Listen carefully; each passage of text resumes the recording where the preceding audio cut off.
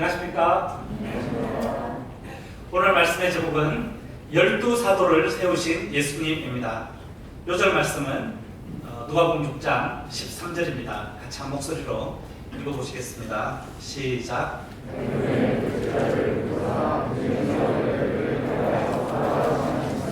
제가 기도하겠습니다.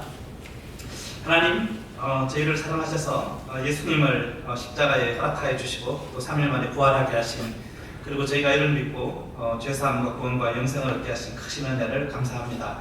특별히 우리 관악산부 또 우리 귀한 주의 동역자들을 지난 한 주간 함께하여 주시고 또 이곳에 오늘 모두가 하나님께 와서 예배를 드리게 하시는 것을 감사합니다. 또 지난 한 주간 또 여러 삶의 현장에서 많은 고생을 하고 또 지치고 피곤한 심령 가운데 오신 분들도 많이 있습니다. 하나님께서 이 시간 말씀으로 위로하여 주시고 말씀을 통해 귀한 종들을 만나 주시고 귀한 종들 안에 믿음과 소망과 사랑을 일으켜 주시기를 간절히 기도합니다. 이 시간 12사도를 세우신 예수님을 저희가 깊이 만나고 큰 은혜를 누리며 하나님께 큰 영광을 돌려드리는 시간이 되기를 기도합니다. 부족한 종에게 성령의 기름을 부어 주십시오. 예수님의 이름으로 기도합니다. 아멘. 예나 지금이나 육체적으로나 정신적으로 배고프고 병들어서 도움이 필요한 사람들이 많이 있습니다. 하나님은 이들을 돕기 위해서 어느 시대나 지도자를 두십니다. 그러나 예수님 당시 이스라엘의 지도자들인 바리새인들은 백성들을 제대로 돌보지 않았습니다. 긍휼과 자비의 마음이 없었습니다. 그저 권력을 지키기 위해서 율법을 이용하였습니다. 심지어 백성들의 생명을 구하시는 예수님을 제거하고자 하였습니다. 그들에게 실망하신 예수님은 밤이 새도록 기도하셨습니다. 기도하신 후 제자들 중 12명을 선발하여 사도라 부르시며 그 시대에 새로운 지도자들로 세우셨습니다. 오늘날 우리 시대의 지도자들은 어떻습니까?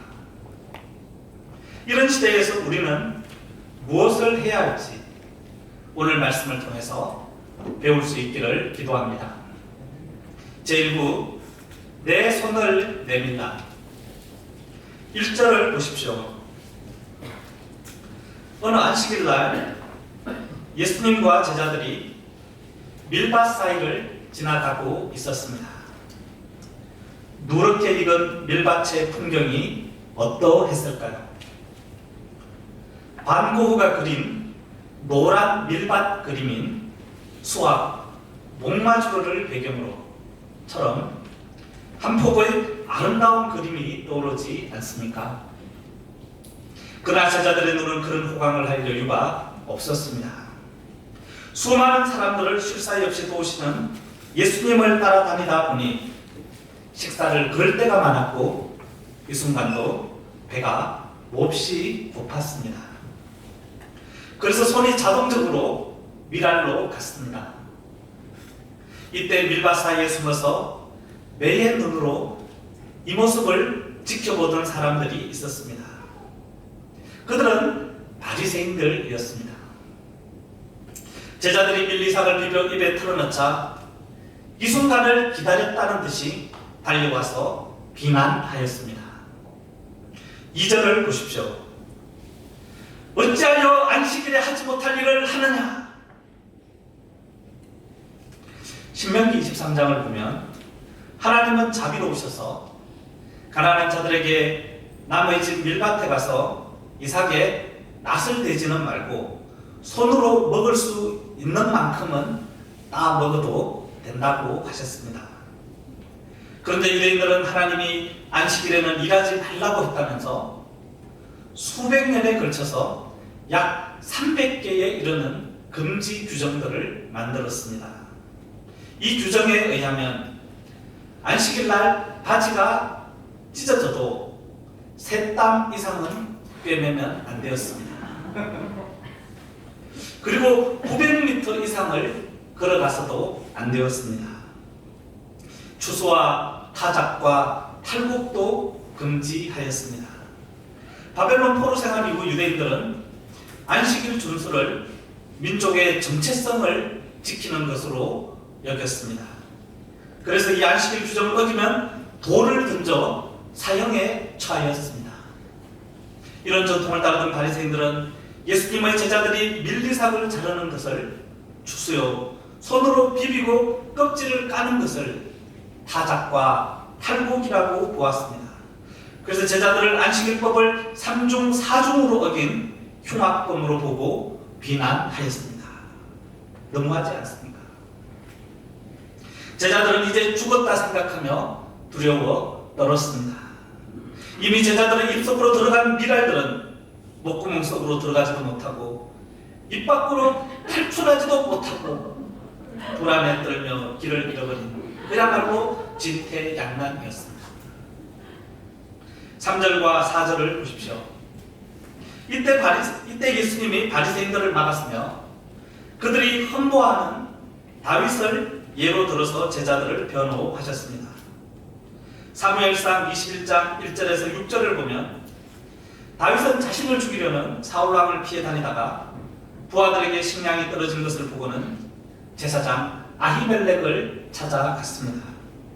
마침 그날은 안식일로 아히멜렉은 새벽부터 일어나서 제사용 떡을 구워서 떡상에 진설하고 있었습니다. 그 떡은 그날은 하나님께 바치고 일주일이 지난 후에 제사장만이 먹을 수 있었습니다. 그러나 아히멜렉은 다윗과 그의 부하들의 생명을 살리기 위해서 김이 모락모락 나는 하나님께 바쳐야 하는 그 떡을 주어서 먹게 하였습니다. 하나님께서는 결코 이 일로 아히멜렉과 다윗을 책망하시거나 벌하지 않으셨습니다. 그 이유는 그때 다윗과 그의 부하들이 이 떡을 먹지 않으면 죽을 형편이었기 때문입니다. 그런데 바리새인들은 제자들의 형편을 생각해 주지 않았습니다.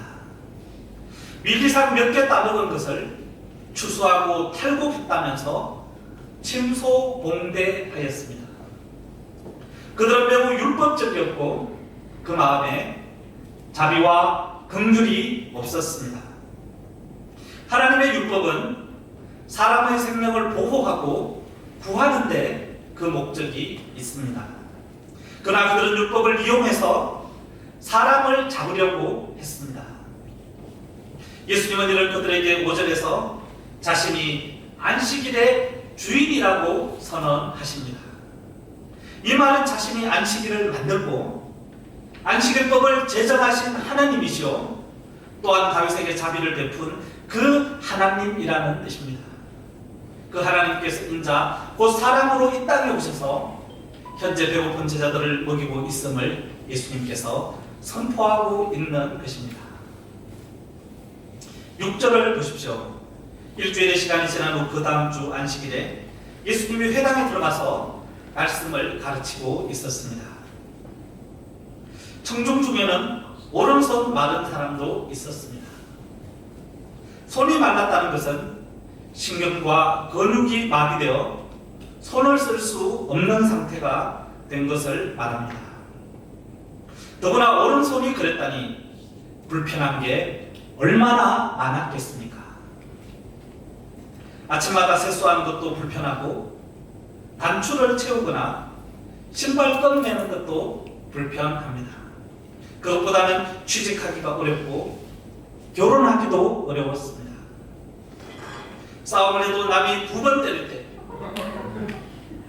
그는 한 번밖에 때릴 수가 없었습니다. 성한 사람도 살기 어려운 세상에서 그가 얼마나 슬프고 억울한 일을 많이 당했겠습니까? 더구나 당시 오른손은 밥을 먹거나 깨끗하고 좋은 일을 할 때 사용했습니다. 반면 더러운 일은 화장실에 가거나 더러운 일은 왼손으로 하도록 정해져 있었습니다. 그런데 이 사람은 더러운 손으로 음식을 먹어야 했습니다. 오른손으로 악수를 청하는 사람에게 왼손을 내밀었다가 욕을 얻어먹기도 하였습니다. 사람들은 그를 더러운 사람 취급하며 멀리 하였습니다. 인과 응보적인 사고가 만연하던 시대라 그는 자신이 하나님의 저주를 받아서 자신의 오른손이 말랐다며 심한 죄책감을 가졌을 것입니다. 그는 늘 우울했습니다. 삶에 아무런 희망이 없었습니다. 사람들이 많이 모인 곳에 가면 공황장애 증상이 나타났습니다. 그래서 사람들 만나는 것을 극도로 꺼렸습니다.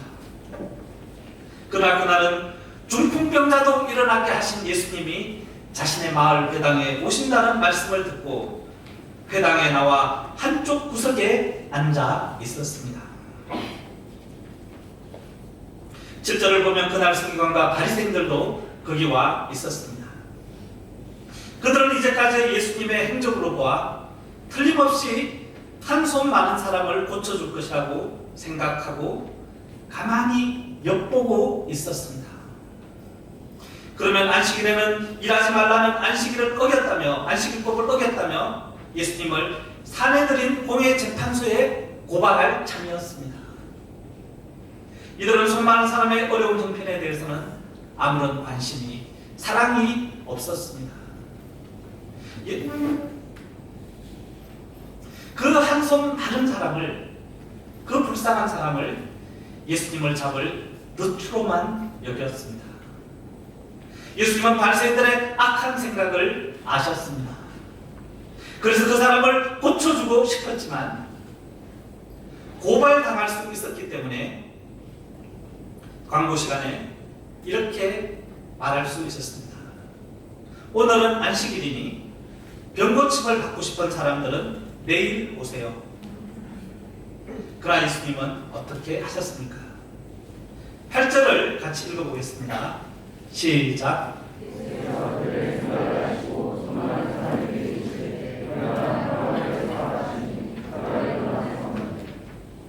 예수님은 손 많은 사람에게 일어나 한가운데 서라고 말씀하셨습니다. 바리새인들의 악함과 불의에 정면으로 맞서서 모든 사람들이 볼 수 있는 회당 한가운데에 세우셨습니다. 그리고는 바리새인들에게 질문하셨습니다. 9절을 보십시오. 안식일에 선을 행하는 것과 악을 행하는 것, 생명을 구하는 것과 죽이는 것, 어느 것이 옳으냐? 안식일이든 평일이든 선을 행하고 생명을 살리는 것이 옳다는 것은 삼척동자도 다 아는 사실입니다. 더구나 하나님과의 안식에 들어가도록 만든 안식일에는 더욱 열심히 생명을 살리고 선한 일을 해야 한다는 것이 상식입니다. 성경을 배우지 않아도 알 수가 있습니다. 그런데 인간이 만든 왜곡된 율법에 얽매여 있던 바리새인들은 그들의 지도를 받는 백성들조차 옳다고 여기는 진리를 어기고 있었습니다. 병든 사람을 고쳐줄 수 있는데도 고쳐주지 않는 것은 악을 행하는 것입니다. 병원에서 의사가 죽어가는 환자를 보고 치료하면 살릴 수 있는데도 내버려 둔다면 어떻게 되겠습니까? 적극적인 살인 행위는 아니어도 소극적으로 생명을 죽이는 것입니다. 본문의 오른손 많은 사람은 하루하루가 죽음의 삶이었습니다. 오늘도 고침을 받지 못한다면 더 이상 내일을 살아갈 수가 없는 사람이었습니다. 그에게는 오늘이 예수님을 만날 수 있는 단 한 번의 절호의 기회였습니다. 예수님은 바리새인들에게 안식일법의 의도와 목적, 그 근본 정신에 해당하는 질문을 하심으로 그들의 악행을 돌아보게 하셨습니다. 이후 예수님은 오른손 많은 자에게 말씀하셨습니다. 내 손을 내밀라. 이 말씀은 예수님께서 그의 손을 고쳐주시기 위해서 하신 말씀입니다. 그 사람이 고침을 받기 위해서는 믿음으로 손을 내밀어야 합니다. 그러나 신경과 근육이 다 말라버린 손을 내밀려고 해도 손이 말을 안 들을 수 있었습니다. 설령 힘을 다해 겨우 내밀어도 지켜보는 많은 사람들에게 창피만 당하고 더럽다고 놀림만 당하고 말면 어떻게 하나 염려도 되었습니다. 그러나 그는 믿음으로 예수님의 말씀에 순종하였습니다. 손을 앞으로 쭉 내밀었습니다. 그러자 어떤 일이 일어났습니까?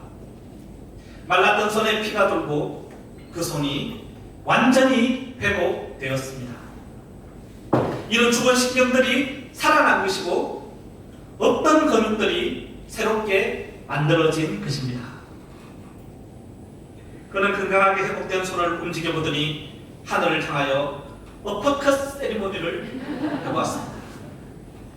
이때 회당에 있던 사람들은 큰 박수를 치며 하나님을, 예수님을 찬양하였을 것입니다. 회당에 같이 따라온 가족들이 있었다면 그 사람을 부둥켜 안고 하이파이브를 하면서 기쁨의 눈물을 흘렸을 것입니다.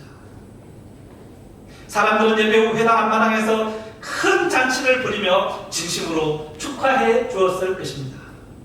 그 사람에게 이날은 그의 인생 최고의 안식일이었습니다. 얼마나 기쁘고 감격했을까요? 오늘날도 예수님은 우리가 말씀에 순종하여 믿음으로 우리의 마른 손을 내밀면 그 손을 회복시켜 주십니다. 손뿐만 아니라 수고하고 무거운 죄짐을 지며 살다가 말라 비틀어진 나의 내면도 있는 모습 그대로 아래며 내밀면 죄사함을 주시고 불안한 영혼의 질병을 치유해 주시며 마음의 참심과 안식을 주십니다. 7월 1일부터 3일까지 저희는 여름 바이블 캠프를 가지고자 합니다. 지난 수십 년 동안 해마다 여름 바이블 캠프를 통해 많은 사람들이 예수님을 만나 마음의 상처와 죄로 병든 내면을 치료받았습니다. 아닌가요? 지난 수십 년 동안 해마다 여름 바이블 캠프를 통해서 동의하는 고개 흔들었대요. 많은 사람들이 예수님을 만나 마음의 상처와 죄로 병든 내면을, 그의 영혼의 많은 질환들을 치료받았습니다. 아멘. 저도 대학 시절에 마음이 불안할 때가 많았습니다. 너무 불안하고 고통스러워서 서울대 도서관 한 번통에서 가슴을 쥐어짜며 울던 기억이 아직도 선명하게 납니다.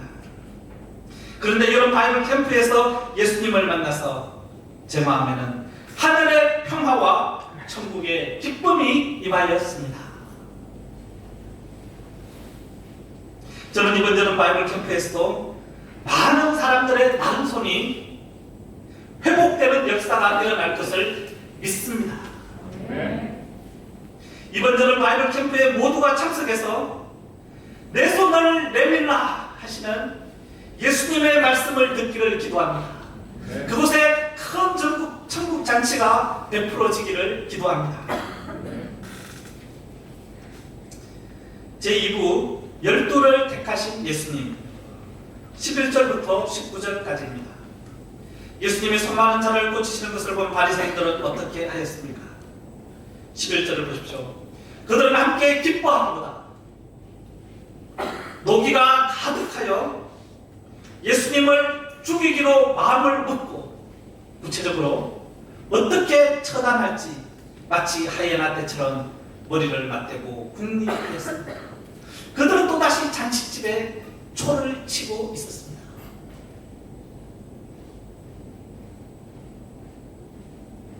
그들은 안식일을 아주 세세한 규정까지 잘 지키는 것 같았지만 실상은 안식일에 악을 도모하고 생명을 죽이는 자들이었습니다. 17절에서 19절까지를 보면 수많은 무리가 예수님께로 몰려들었습니다. 그들은 귀신 들리고 병든 자들이었습니다. 그들은 참된 목자를 찾아 헤맸습니다. 그러나 그들의 목자가 되어야 할 종교 지도자들은 이렇게 악했습니다. 이스라엘 백성들은 로마의 발발부에 짓눌렸을 뿐만 아니라 이러한 악한 종교 지도자들 밑에서 신음하고 있었습니다. 예수님은 바리새인들의 모습에 크게 상심하시고 회당에서 나가셨습니다. 어디로 가셨을까요? 12절을 같이 읽어보겠습니다. 시작.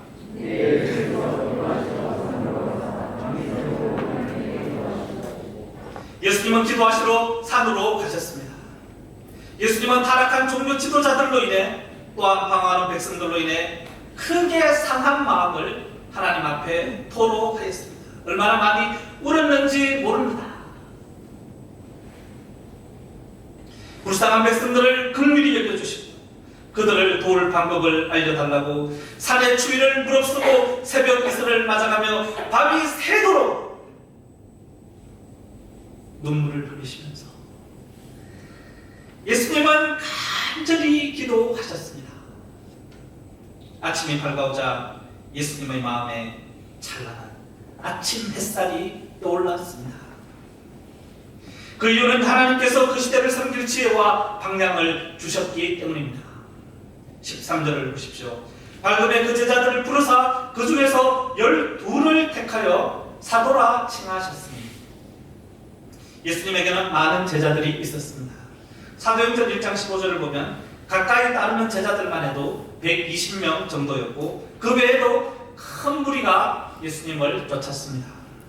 도움이 필요한 사람들이 많았고 온 세상 만민을 구원할 것을 생각하면 가능한 한 많은 사람들을 불러서 지도자로 세워야 할 것 같습니다. 그러나 예수님은 처음부터 한꺼번에 많은 사람들을 지도자로 부르지 않았습니다. 우선 12명만 불렀습니다. 12는 이스라엘의 12지파를 상징합니다. 더 나아가 온 세상에서 일어날 하나님의 백성들을 다 만나는 의미를 지닙니다. 그러므로 이 12는 이스라엘 백성들과 장차 있게 될 모든 하나님의 백성들의 지도자로 세움을 받은 것입니다. 예수님은 그들을 먼저 리더요 구심적으로 삼은 후에 그들을 통해서 또 다른 많은 제자들을 세워가고자 하셨습니다. 예수님은 택한 12제자들을 사도라 칭하셨습니다. 뭐라고 칭했다고요? 사도란 어파스, 보내심을 받은 자, 엠베스더, 대사라는 뜻입니다. 사도는 단순히 예수님을 배우는 사람들이 아니라 장차 예수님의 보내심을 받아서 예수님의 일을 대신할 사람들입니다. 예수님처럼 한손 마른 자를 고쳐주고 사람들의 생명을 구할 자들입니다. 예수님은 그들을 목자 없는 양같이 방황하는 백성들의 목자로 삼으셨습니다. 예수님이 사도로 택한 12는 구체적으로 어떤 사람들입니까? 14절부터 16절까지를 우리 형제님들께서 읽어주시겠습니다. 시작.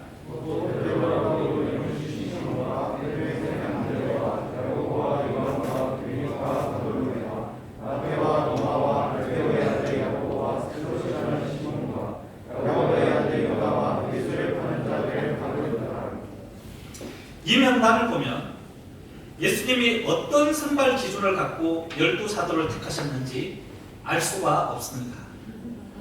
거의 대부분이 갈릴리 출신인 것을 보면 각 지방 대표들을 선발하신 것은 아닙니다.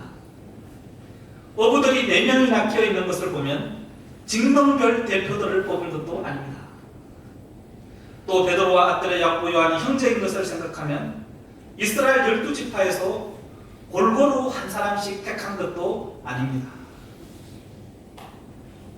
거기다가 니고데모 같은 엘리트 출신도 아니고 스펙이 뛰어난 사람도 아니었습니다.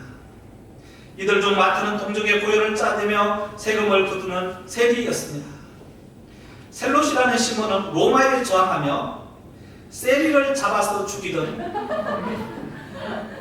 열혈당원이었습니다. 예수님은 세리가 죽지 않도록 3년 내내 시몬에게서 밤마다 세리를 옆에 끼고 지키면서 제자 양성을 했습니다. 베드로는 감정적이며 충동적이었고 요한은 혈기가 많은 사람이었습니다. 대부분이 이름만 있지 자랑을 하거나 따로 소개할 만한 사회적 지위나 스펙이 없는 사람들이었습니다. 별로 쓸모가 없고 바리새인의 눈으로 보면 아주 흉악한 죄인들일 뿐이었습니다. 예수님은 왜 이런 사람들을 택하셨을까요? 예수님은 현재의 모습을 보고 당장 써먹으려고 그들을 택하신 것이 아닙니다. 사람을 키우기보다 써먹으려고 할 때 이 사람은 이래서 쓸모가 없고 저 사람은 저래서 쓸모가 없고 쓸모 있는 사람이 하나도 없습니다. 그러나 예수님의 눈에 그들은 잘 키우면 잘 안 될 사람도 있습니다. 유다같이. 그러나 잘 키우면 대부분이 다들 앞으로 성장할 가능성이 있는 사람들이었습니다. 아직 교권에 대한 탐욕과 위선적인 율법주의에 물들지 않은 이들이었습니다. 미리상을 조금 비벼먹었다고 정죄하거나 안식일에 병자를 고쳤다고 예수님을 죽이려는 그런 악한 자들이 아니었습니다. 물론 많이 부족하지만 그래도 가르쳐주면 겸손히 배우고 성장할 수 있는 자들이었습니다. 예수님은 가능성과 미래를 보시고 그들을 소망 가운데 그 시대의 지도자요 세계를 향해 복음을 전파할 사도들로 세우셨습니다. 예수님은 그들이 위대하게 된 다음이 아니라 놀랍게도 처음부터 사도라 칭하셨습니다. 이는 마치 우리가 믿음이 있고 믿음이 없고 양이 없어도 목자라고 부르는 것과 같습니다. 장성문 목자님, 봉수 목자님. 17절을 보십시오. 예수님은 12를 데리고 속세를 떠나 산속으로 들어가지 않으셨습니다. 평지에 내려오셨습니다. 평지는 사람들이 사는 곳이요 언제나 문제가 많은 곳입니다. 예수님 주위에는 제자의 많은 무리와 예수님의 말씀도 듣고 병고침을 받으려고 각지에서 온 많은 백성들이 있었습니다. 귀신에 들린 이들도 있었습니다. 예수님은 12사도들이 지켜보는 가운데 천국 복음을 전하시고 병을 고쳐주시며 생명을 살려주십니다. 사도들은 백성들에 대한 예수님의 자비와 긍휼과 능력의 역사를 현장에서 생생하게 배우게 되었습니다. 저도 제 목자님이 덜 저를 데리고 다니면서 많은 목양을 보여주셨습니다.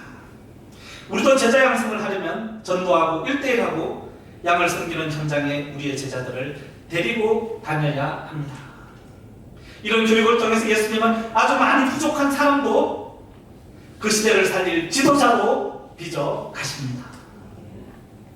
이 시대에도 예수님은 당신을 따르는 제자 중에서 12를 택하여 사도로 세우십니다. 이곳에 있는 우리들 중 많은 분들을 잘 보면 그냥 예수님을 따르는 단순한 제자들이 아닙니다. 예수님을 대신하여 천국 복음을 전하고 진리를 가르치며 사람들의 영혼의 질병을 치료해 주고 있습니다. 다시 말해서 예수님께서 우리 모임을 사도 양성 기관으로 사용하고 있습니다. 우리는 매년 12명 제자 양성을 위해 기도하고 있고 우리 각자는 그중 한 명으로 부름을 받아서 이 시대의 사도로 훈련을 받으며 성장하고 있습니다. 교회에서는 쉽게 하는데 여기 왜 이렇게 빡세요? 우리를 사도로 키우고 있는 것입니다. 우리가 기도하는 제자는 그저 예수님을 따르기만 하면 되는 수많은 무리 중 한 사람이 아닙니다. 예수님을 잘 배워서 장차 예수님을 대신하여 천국 복음을 전파, 사람들의 병을 고쳐 생명을 살리는 사도들을 가리킵니다. 예수님은 매년 우리를 통해 캠퍼스에서 수많은 제자들을 부르십니다. 그리고 그 중에서 12를 택하여 사도로 키우는 역사에 도전하게 하십니다. 우리가 무슨 자격이 있어서 지식인 하나서 재능이 하나서 사도로 세워진 것은 아닙니다. 12사도들처럼 허물투성이지만 예수님께서는 내 안에 있는 작은 순종심과 배우려는 마음을 보시고 은혜를 베풀어 세워 가시는 것입니다. 우리가 처음부터 예수님을 대신할 수는 없습니다. 먼저는 예수님을 열심히 배워야 합니다. 우리가 계속해서 겸손히 예수님을 배워가면 예수님은 우리를 이 시대의 사도로 세워갈 것입니다. 예수님은 이미 우리를 사도라 부르십니다. 어린 양 같은 나를 목자님이라고, 선현 목자님이라고 부릅니다. 이것은 예수님의 소망입니다. 예수님의 믿음입니다. 예수님의 사랑입니다. 그런데 나 한 사람이, 그리고 우리 교회 내 12명이 어떻게 이 시대에 병들고 다양한 어려움에 처한 수많은 사람들을 구할 수 있을까요? 우리가 너무나 미약하지 않습니까? 그러나 모든 일은 작게 시작합니다. 일단 묵고가 트이면 뚝이 무너지고 머지않아 물이 온 세상을 뒤덮을 것입니다. 1888년에서 1936년까지 약 50년간 미국에서는 스튜던트 발런티어 무브먼트, 즉 SVM 운동으로 약 10만 명의 대학생들이 선교사로 헌신하였습니다. 이 운동의 모태를 거슬러 올라가 보면 18세기 초 22살 때 예수님을 만나 복음을 전파하기 시작한 독일인 진젠돌프 한 사람이었습니다. 그는 모라비안 선교를 만들어 세계 각국에 약 3,000명의 선교사를 파송하였습니다. 그 영향으로 캠브리지 세븐 등 학생 복음 운동이 일어났고 그 흐름이 사라베리 선교사님을 통해서 우리 UBF까지 이어졌습니다. 지난 60여 년간 우리 UBF 모임은 모라비안 선교회보다 더 많은 수의 선교사를 파송하여 전 세계 캠퍼스 가운데 전무한 부흥의 역사를 이루었습니다. 진젠돌프 한 사람이 자신을 사도로 부르시던 예수님의 부르심을 깊이 영접하였을 때에 세계의 역사가 바뀌고 온 세상을 복음의 물결로 뒤덮는 위대한 역사가 창조되었습니다. 제가 우리 목자님들을 가만히 묵상해보니까 우리 중에서도 우리 목자님들 한 분을 통해서 전 세계로 생명의 이 복음이 전해지고 있는 것을 보고 있습니다. 예수님은 불의하고 완악한 지도자들과 도탄에 빠진 백성들을 품고 밤새도록 기도하시면서 하나님의 음성을 들으셨습니다. 12명의 사도를 세워 그 시대와 오는 시대를 치료하고 구원하라는 것입니다. 오늘날 우리 시대에도 지도자들이라 불리우는 사람들이 많이 있습니다. 정치 지도자들이 있고 교수를 비롯한 각 분야의 전문가들이 있으며 신학교를 나온 수많은 목사들이 있고 우리 중에도 지도자들이 있습니다. 또한 정신과 의사들이 있고 최근에는 수많은 상담사들이 쏟아져 나오고 있습니다. 그 나이들 중 많은 사람들이 돈벌이로 이런 일을 하고 있습니다. 목회자들 중에서도 겸손히, 영적인 지도자들 중에서도 겸손히 예수님을 배우기보다 탐욕과 위선에 물들어 다른 사람들을 비난하고 정죄하게 바꾸고 백성들의 아픔에는 관심이 없는 사람들이 있습니다. 물론 많은 사람들이 따르고 존경하는 좋은 지도자들도 세상에 많이 있습니다. 그들은 백성들의 먹고 사는 문제나 현실적인 문제를 도와주려고 애를 쓰고 있습니다. 정신상태에 대한 과학적인 진단도 의학적인 진단도 해줍니다. 어느 정도 도움도 줍니다. 그러나 이들 모두 사람들의 영생을 좌우할 영혼의 문제를 제대로 도울 능력은 없습니다. 그래서 죄로 병든 사람들의 내면과 영혼의 각종 질병은 치료해 줄 수가 없습니다. 그 이런 사랑과 능력의 원천인 예수님의 사도들인 우리들만이 할 수가 있습니다. 우리가 예수님의 부르심을 영접하고 예수님을 잘 배우면 예수님이 정말 나를 당신을 대신하여 병든 사람들을 치료하고 그들을 죄에서 구원하는 사도로 사용해 주십니다. 우리가 예수님을 계속 잘 배우기를 기도합니다. 잘 배우다가 어느새 바리새인처럼 위선자가 되고 탐욕스러운 사람이 되고 다른 사람을 비난하고 비판하기에 바쁜 그런 길로 우리들이 얼마든지 빠질 수가 있습니다. 그러면 우리는 가룟 유다의 길을 갈 수가 있습니다. 우리가 처음 그만 순수하게 부족하지만 예수님을 배우는 그 마음을 잃지 않기를 기도합니다. 그리고 우리가 예수님이 우리를 통해 다른 사도들을 키우려고 할 때 너 왜 이렇게 부족하냐? 너 왜 이렇게 문제가 많냐? 이렇게 하면 안 되고 소망의 눈으로 지금 부족하지만 장차 사도가 될 사람들 예수님은 열혈남은 시몬도 품으시고 세리도 품으시고 지적하지 않으시고 기도해 주시며 정말 인류의 위대한 스승들로 키우셨습니다. 마태가 베스트셀러 마태복음을 쓸 줄이야. 누가 알았겠습니까? 제가 나중에 위대한 시집을 낼 줄 누가 알겠습니까? 제가 교만해지지만 않으면 겸손히 예수님을 계속 배우고 가면 예수님이 우리 모두를 위대한 베스트셀러 작가요 영적 지도자들로 이 시대의 사도들로 키워줄 것을 믿습니다. 우리가 나를 사도로 부르시고 내가 또 다른 사도를 세우기를 원하시는 예수님의 뜻을 영접하기를 기도합니다. 그래서 우리 모임이 매년 합심동역하여 새로운 12사도를 양성하는 모임이 되기를 기도합니다. 특히 이번 여름 바이블 캠프를 통해 저희가 누가팀 형제 12명, 자매 12명의 사도를 양성할 수 있기를 기도합니다. 우리는 할 수 없습니다. 그러나 예수님은 우리를 통해 이 일을 할 수가 있습니다. 저희가 장차 7,000명의 사도들을 키워서 전 세계 캠퍼스에 파송하여 죽어가는 청년들의 생명을 살리는 위대한 역사에 쓰임받기를 기도합니다. 기도하겠습니다. 하나님 아버지, 부족한 저희들을 이 시대의 사도로 칭하시고 세워가시는 것을 감사합니다. 저희가 바리새인들처럼 배고픈 자들을 비난하고 병든 자들을 죽이는 그런 어리석은 자들이 되지 않게 하여 주십시오. 예수님의 긍휼과 자비를 배우고 예수님의 마음으로 우리가 또 다른 사도들을 키우는 그러한 이 시대의 지도자들이 되기를 간절하게 기도합니다. 예수님의 이름으로 기도합니다. 아멘. 예, 찬송가 제가 찬송가 부르자 그러면 조금 부담을 느끼는 분들이 있을 수 있는데 제가 조금 감정을 절제하고